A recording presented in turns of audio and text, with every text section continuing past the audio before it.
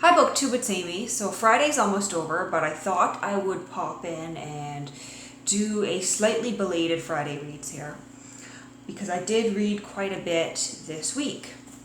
So I'm going to start sort of in reverse order with what I read most recently, and that would be Margaret Atwood's Alias Grace. So I have read a little bit of Margaret Atwood before, but not her most popular books. I've read Surfacing, which is a novella and one of her first published works.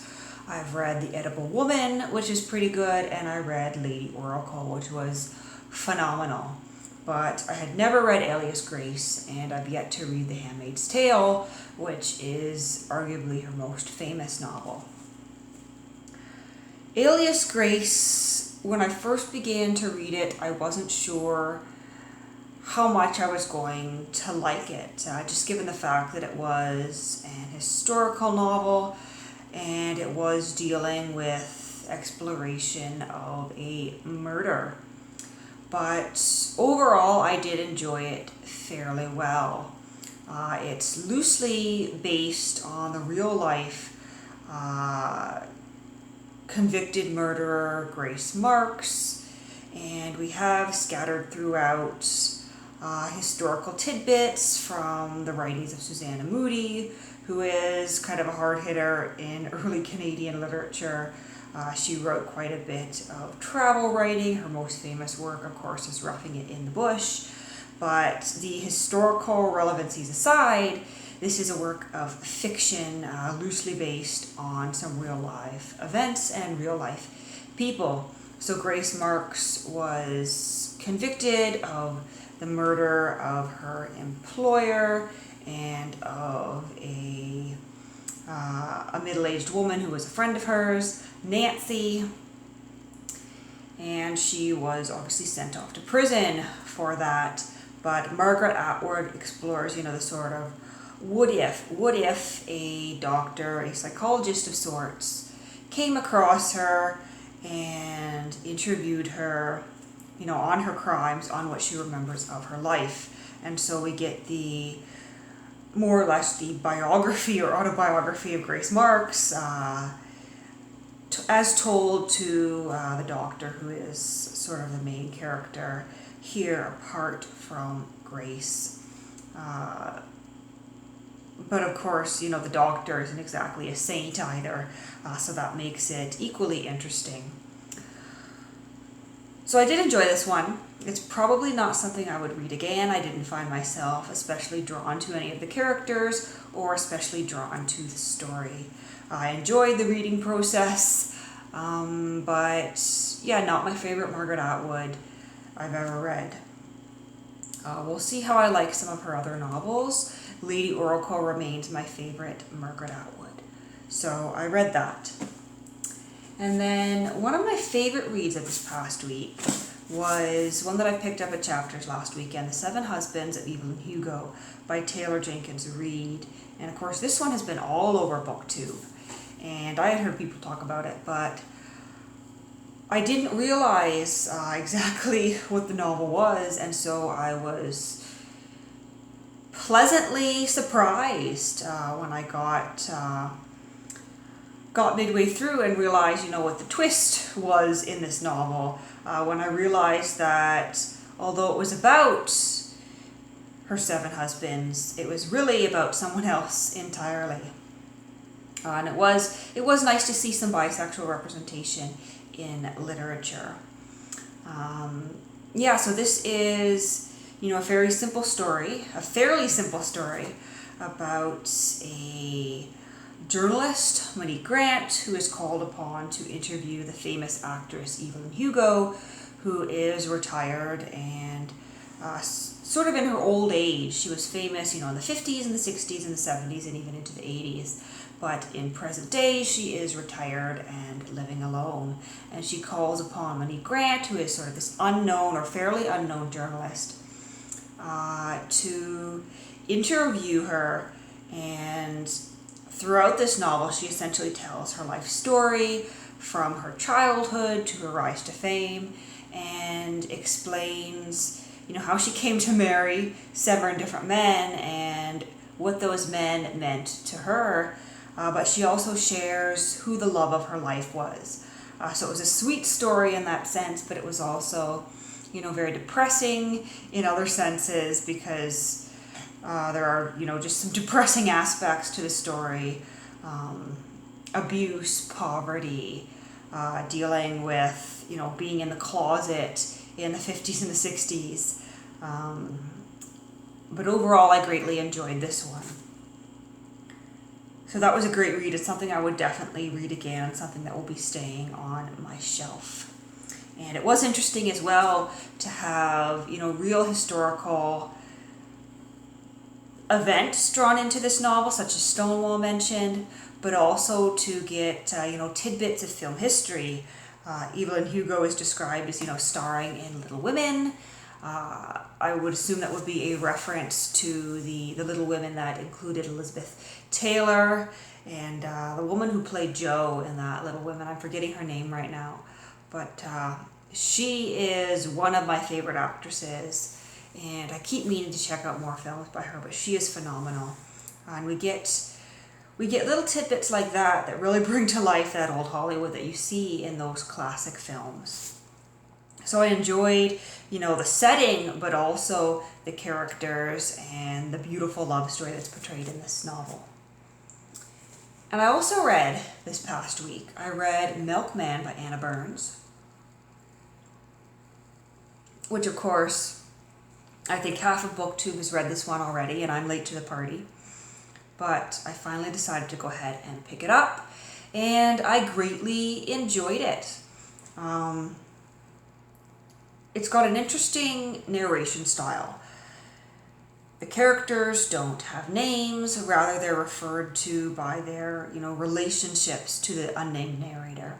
So there is maybe boyfriend, there is brother-in-law, there is third brother-in-law, and of course there is the milkman, who isn't a milkman at all.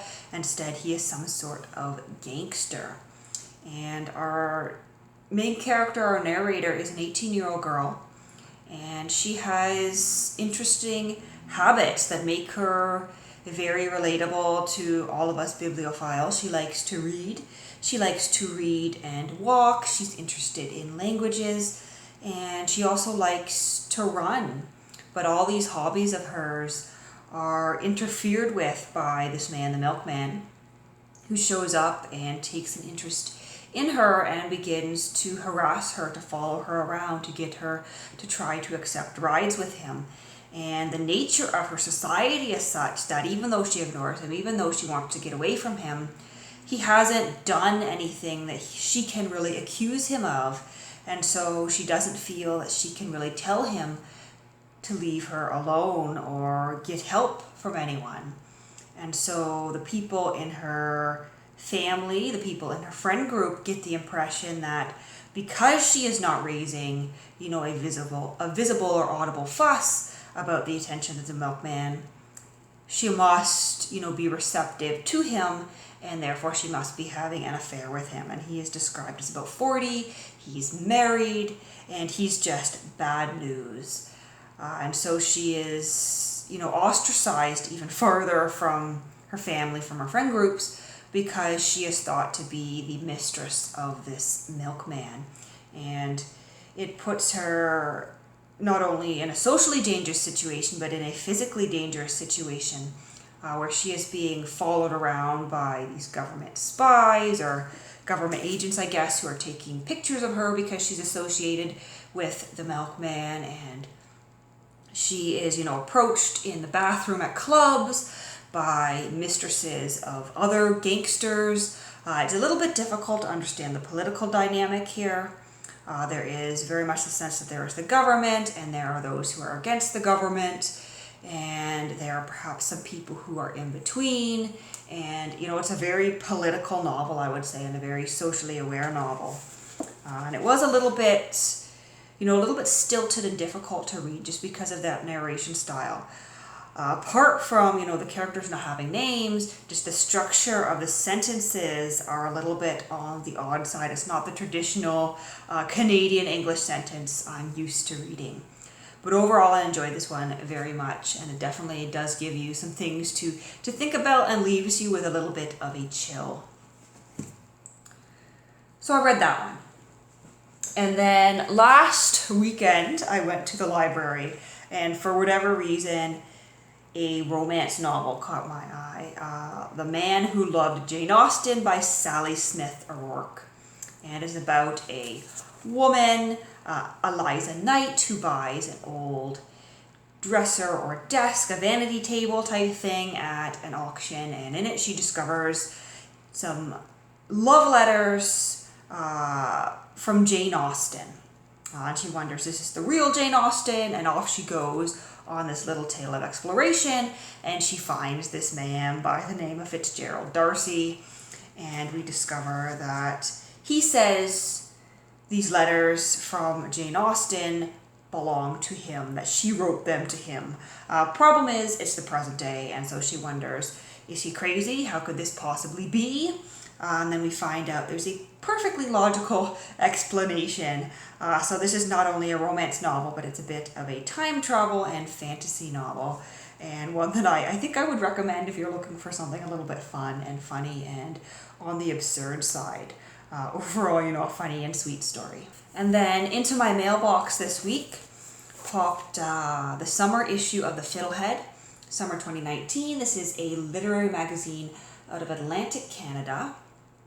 And of course, fiddleheads are the little bit that grows on a fern, I guess the shoot, I guess you would call it, and they're edible. I've never had a fiddlehead, but I guess they're quite good, I guess in salads or fried up or whatever. But this is, a very old, in Canadian standards, is a very old literary journal, and one that I greatly enjoy. I was subscribed several years ago, but shortly before I moved out to Ottawa, I unsubscribed to save money, and now I have gone ahead and subscribed again. So this is my very first issue. They sent me the summer 2019 issue, and I'm almost finished reading through it. I'm greatly enjoying it. One of the things I like about reading literary journals is quite often you find short stories that seem to be literally pulled from the headlines. There's one story in here that actually made me feel quite uncomfortable, but it was interesting to read all the same, simply because I know that the concept was pulled straight from a headline that I saw in the last year, and it's Penelope by Jawida Bydlowska. I'll hold this up for you so you can see the spelling there. This is an author I'm not familiar with, but it is about a man working in a nursing home, and there is a patient who has been in a coma for almost a decade, and he develops romantic feelings towards her and gets to the point where he sexually assaults this patient, believing they're in a loving relationship. And this is absolutely vile and absolutely unsettling to read about, but I guess it's, an exploration of what could possibly have been going on in someone's head when they get into the situation where they are sexually assaulting, an unconscious patient, which, that's pulled straight from a headline that I saw in the past year. But there are some lighter stories and pieces in here. There's one called Pomegranate that I liked quite a bit. The Late Bloomer, that was an interesting one. I'm enjoying this latest issue, and I'm assuming I'll get the fall issue soon. This is a quarterly publication, so summer, fall, winter, and spring. And I do prefer this to the new quarterly. And then as well, I am continuing on with Lorettonada by Leopoldo Alas. And this is one that I picked up at Black Squirrel Books a while back, based on the back, which says that when it was published originally in Spanish, it was compared to Madame Bovary, and the author was actually accused of plagiarizing. I think it's interesting though, because I'm almost 100 pages in, 75 pages in, and at this point I see no parallels between this and Madame Bovary. And I mean, especially when you talk about plagiarizing Madame Bovary, there is an author by the name of Fontaine, published originally in German, I think his novel Effie Briest, which is essentially the story of Madame Bovary. But I believe that one may have even been published earlier or around the same time. But there are no accusations of plagiarism there. So I think it's interesting that a Spanish author would be accused of plagiarizing Madame Bovary. But as I said, at this point, there is really no relation between Lorettonada and Madame Bovary. Instead, the opening of this novel really just takes place in a very religious city, focusing around the lives of these holy or not so holy men in this cathedral. We see a very human and perhaps a very sinful, so to speak, side of the men who run this cathedral, the men of the church. And then, of course, we meet the widow and the wife of the governor, I believe she's called. It's been a few days since I've read this, so forgive me if I'm forgetting who is who. In the first 75 pages, I was introduced to many characters, but it's shaping up to be a pretty interesting novel. And we really see, the humor in these first few pages. So I'll continue on reading this weekend and perhaps share a passage from it in my Sunday sentence as I did last Sunday. And perhaps I'll come back to you in a few days with a full review of this one, because I think this will be one that will deserve a full review of its own. This one, from what I've seen on my Instagram, it doesn't seem to be that well known or known at all. So if you've heard this one, let me know in the comments below, and as well, of course, let me know what you're reading this weekend and whether you've read any of the books I mentioned and what you thought of them. Have a lovely evening.